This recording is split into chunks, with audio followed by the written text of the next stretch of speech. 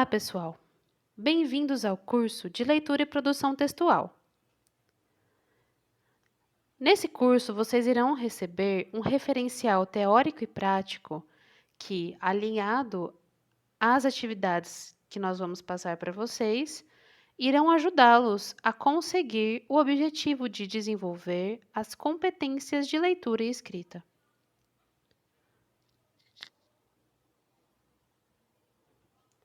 Os conteúdos teóricos e os exercícios propostos nesse curso baseiam-se nas matrizes de referência dos principais processos seletivos do país, assim como o Enem.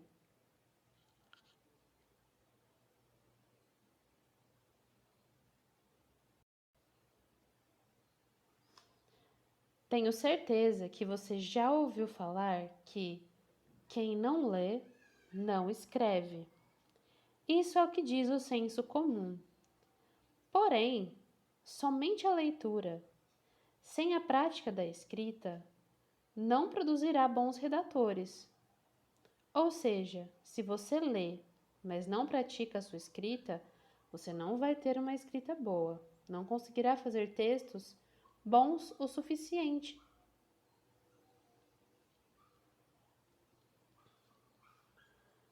A comunicação entre os seres humanos é uma necessidade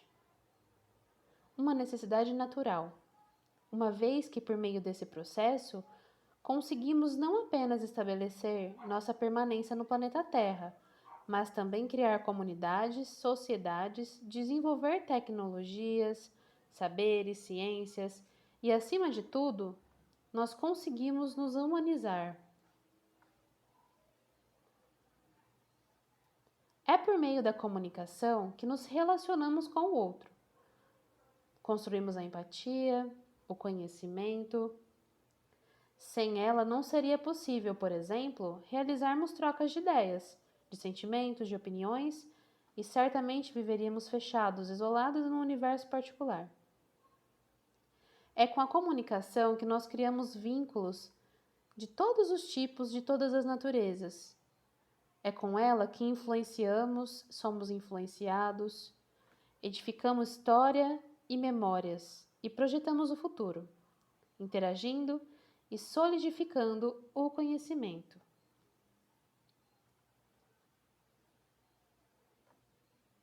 O ato de fala está representado aqui, nessa imagem. É obrigatória a atuação combinada dos seguintes elementos da comunicação para se realizar um ato de fala: emissor, receptor, mensagem, código, canal, contexto.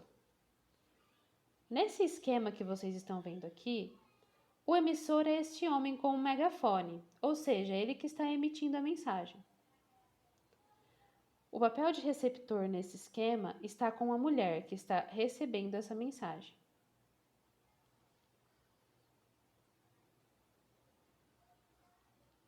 O emissor é aquele que comunica algo a alguém. Em todo ato comunicativo há um emissor. E é ele o responsável por elaborar o texto. Guardem essa palavra, elaborar. O emissor é quem comunica, quem solicita, quem expressa seu sentimento, seu desejo, sua opinião. Enfim, é quem produz a mensagem, seja ela escrita, falada ou não verbal. O receptor é aquele com quem o emissor se comunica.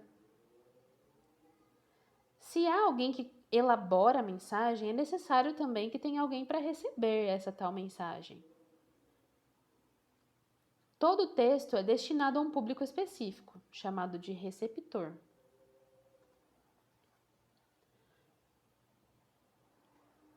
A mensagem é tudo o que foi transmitido do emissor ao receptor.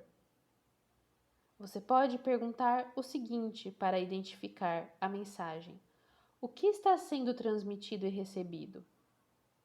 uma mensagem que consiste no próprio texto, sendo ele verbal ou não.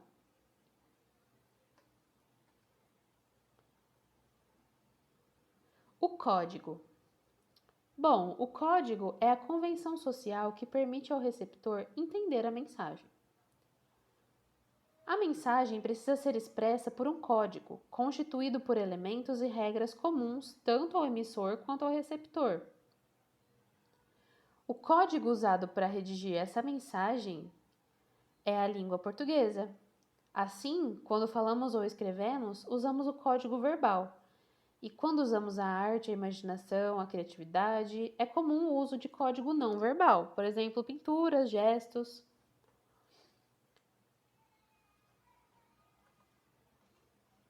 O canal é o meio físico que conduz a mensagem do receptor. Essa mensagem é transmitida por um canal, isso é, o canal responsável por veicular a mensagem. Não é canal de televisão, ok, pessoal? É canal que conduz a mensagem do receptor. São exemplos de canal os suportes que difundem os inúmeros gêneros textuais, como boca, rádio, TV, internet, jornal, livro, entre outros. Nesse caso, nós estamos usando a internet, né? O canal está sendo a internet, o YouTube. E o ato de fala precisa necessariamente do contexto, que é o assunto da mensagem. A mensagem está relacionada a um contexto, também chamado de referente. O contexto ou referente pode ser entendido como o assunto a que a mensagem se refere, ou seja, tudo aquilo que está relacionado a ela.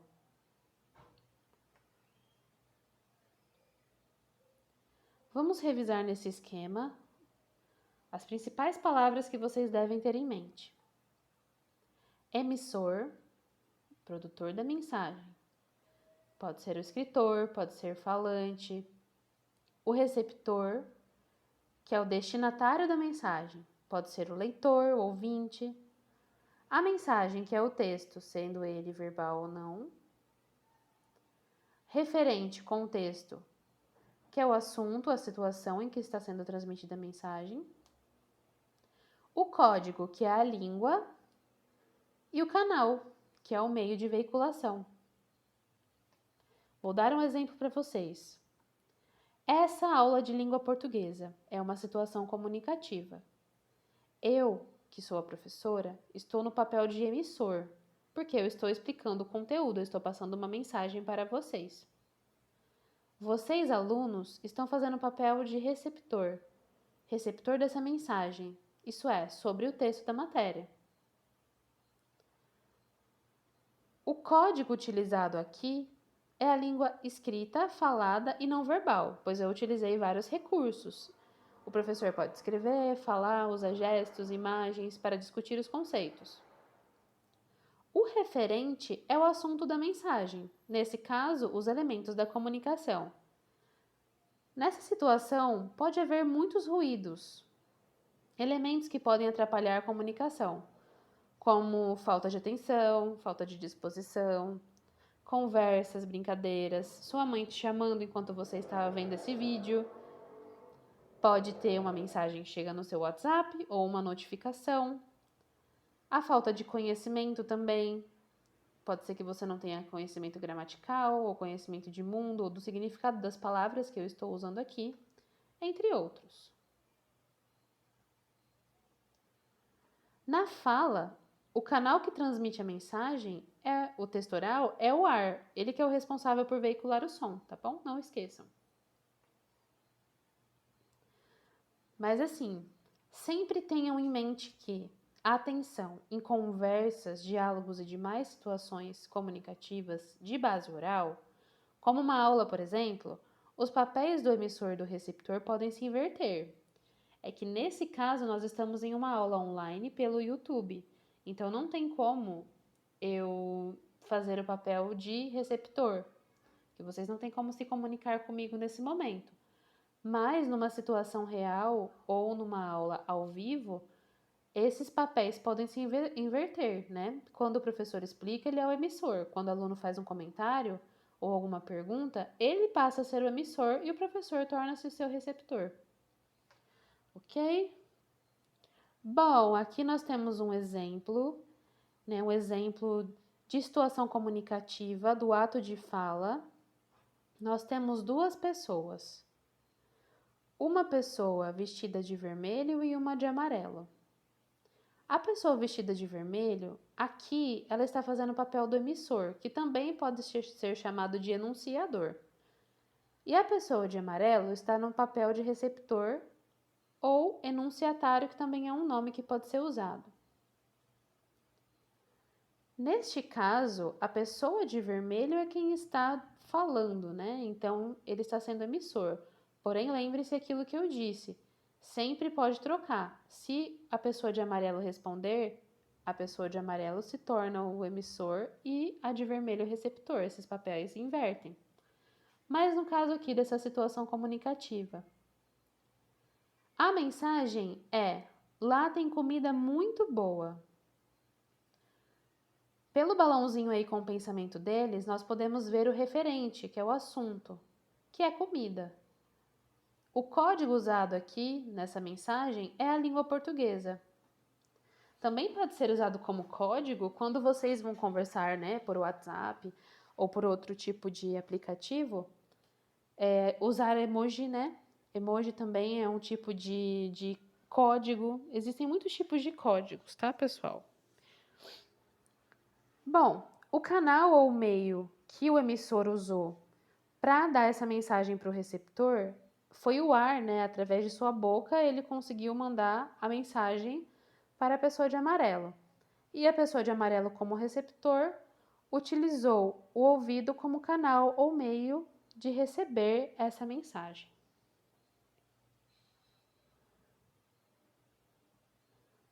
Agora eu tenho uma proposta de atividade para vocês, para que vocês possam consolidar esse conteúdo na mente. Vocês vão escolher uma cena de sua série favorita, um texto ou algum outro produto de mídia, e identificar nele os 6 elementos da comunicação. Vocês vão precisar pelo menos de 45 minutos para fazer essa atividade, portanto, dediquem-se. Esse tempo que eu coloco aqui na frente é o mínimo que vocês vão precisar. Vocês podem enviar a atividade assim que estiver pronta para o e-mail aqui das nossas professoras de língua portuguesa. Aqui no meu slide ele cortou, mas eu vou deixar na descrição do vídeo, tá bom? Para que vocês possam mandar. Nós estamos esperando que vocês mandem, porque nós vamos enviar a correção, ok? Como eu já disse anteriormente, a linguagem desempenha funções diferentes, de acordo com a ênfase dada a cada um dos componentes do ato de fala. Sendo assim, serão 6 as funções da linguagem, já que 6 os elementos que compõem esse ato. A. Função emotiva ou expressiva. Essa é a função que ocorre quando o destaque é dado ao emissor. As suas principais características são: verbos e pronomes em primeira pessoa, presença comum de ponto de exclamação e interjeições, expressão de estados de alma do emissor, subjetividade e pessoalidade, presença predominante em textos líricos. O ato de fala é utilizado para exprimir o estado de espírito, as emoções, as opiniões do emissor. Ao contrário do que acontece na função referencial, marcadamente objetiva, encontramos aqui uma clara subjetividade. A comunicação centra-se no emissor. Recorre a frases do tipo exclamativo. Um exemplo é esse fragmento do Casimiro de Abreu, chamado As Primaveras. Meus 8 anos.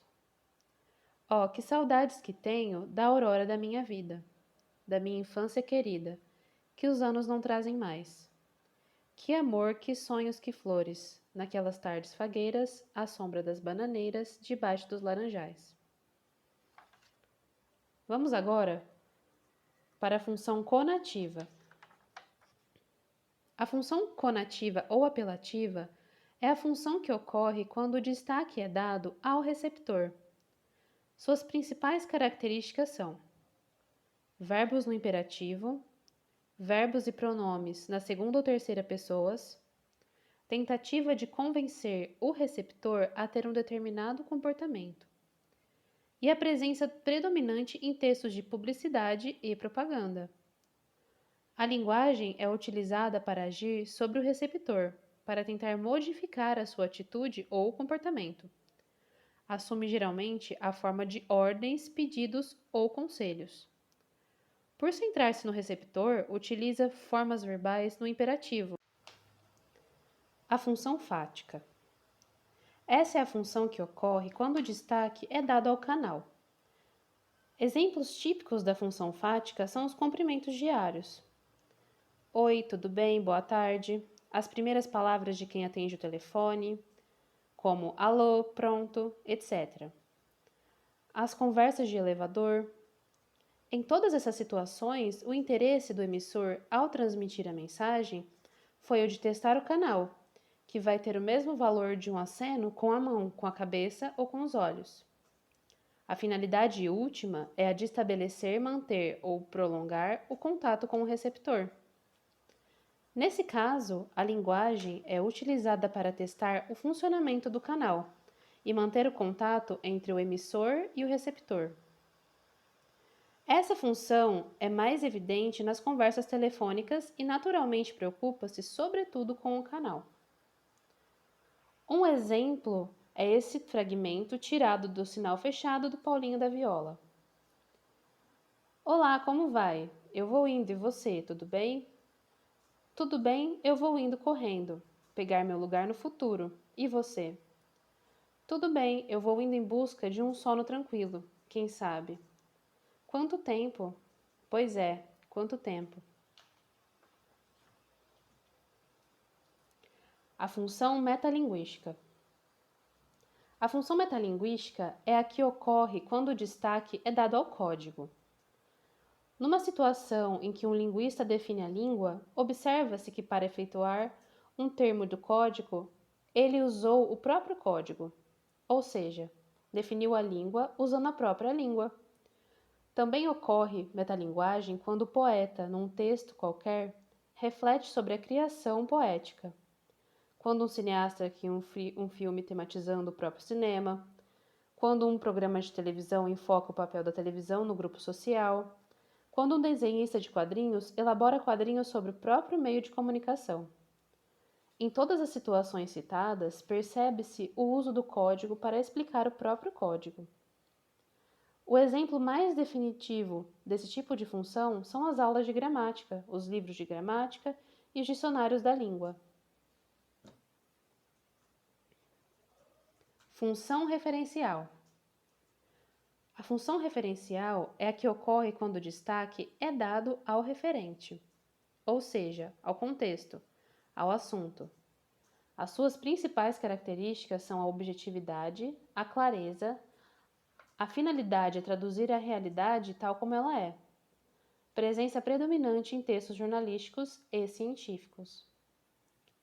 O objetivo primeiro do ato de fala é a intenção do emissor, é transmitir informação sobre algum aspecto da realidade, exterior ou interior. É, de certo modo, a função primária da linguagem, aquela em que pensamos imediatamente quando falamos em comunicação. O ato comunicativo centra-se predominantemente sobre o contexto. Utiliza frases de tipo declarativo. Um exemplo é essa notícia tirada do UOL. Deputados do Rio de Janeiro aprovam um projeto de lei que cria um programa para combater o bullying. A Assembleia Legislativa do Rio de Janeiro aprovou um projeto de lei que cria um programa de prevenção e conscientização sobre bullying nas escolas.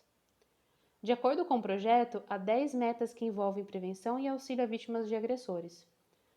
A proposta também inclui o combate ao cyberbullying, que é feito via internet. O texto segue para a sanção do governador. Função poética. A função poética é a função que ocorre quando o destaque é dado à própria mensagem e sua elaboração. A preocupação do emissor é com a melhor forma de passar essa mensagem, selecionando, escolhendo, sugerindo sons e imagens por meio da linguagem utilizada. As figuras de estilo são um dos recursos de que o emissor se utiliza quando coloca em evidência a função poética. Os textos literários, em prosa ou em verso, são os melhores exemplos de presença predominante dessa função.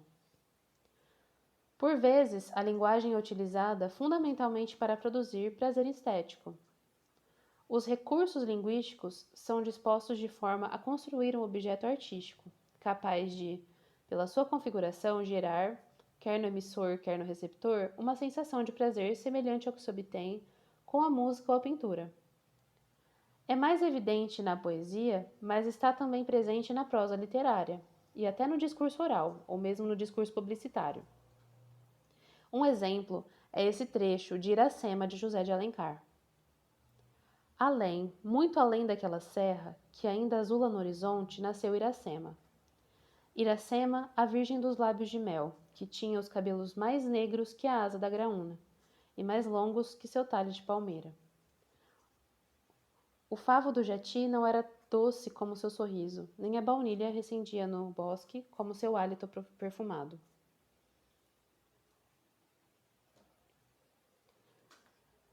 É importante esclarecer que as 6 funções não se excluem, ou seja, dificilmente teremos um texto apenas uma das funções. O que ocorre é que há o predomínio de uma das funções sobre as outras. Esse predomínio está ligado à intenção da mensagem, à finalidade que o emissor dá a ela.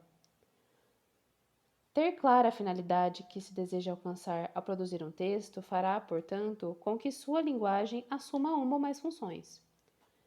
Se não estiver clara a intenção do texto, o resultado pode ser confuso para quem lê, e até mesmo para quem o produz. Esse trabalho de definição de finalidades pode ser chamado de projeto de texto, que nós veremos em outra aula, e deve responder a questões fundamentais, tais como: qual é o meu propósito? Ou o que estou querendo dizer? A quem devo atingir? Ou com quem estou me comunicando? Numa situação de avaliação, por exemplo, se o emissor estiver redigindo uma resposta de matemática, o uso de figuras de linguagem e de qualquer outro aparato linguístico não é cabível, já que deve predominar a função referencial, pois a finalidade da resposta do emissor deve mostrar o domínio que ele tem do conteúdo, de forma clara e precisa. Já na elaboração de um poema, para o ser amado, a função emotiva predomina e o coração, com todos os seus exageros e floreios, falará mais alto. Um cargo político depende, por exemplo, do bom uso da função conativa, pois influenciar o comportamento do eleitor, trazendo para o seu lado, é a meta do candidato. Daí os discursos servem predominantemente apelativos ou conativos. Os atos comunicativos têm sempre uma determinada intencionalidade, que pode ser mais ou menos consciente. São essas diferentes intenções que temos em mente quando falamos em funções da linguagem. A atividade proposta para essa parte da aula é a escolha de pelo menos um exemplo de cada função comunicativa presente nos conteúdos que costuma consumir. O tempo de dedicação para essa atividade é de pelo menos 45 minutos. Ao terminar sua atividade, você pode enviar para correção no nosso e-mail, professorasdelinguaportuguesa@gmail.com.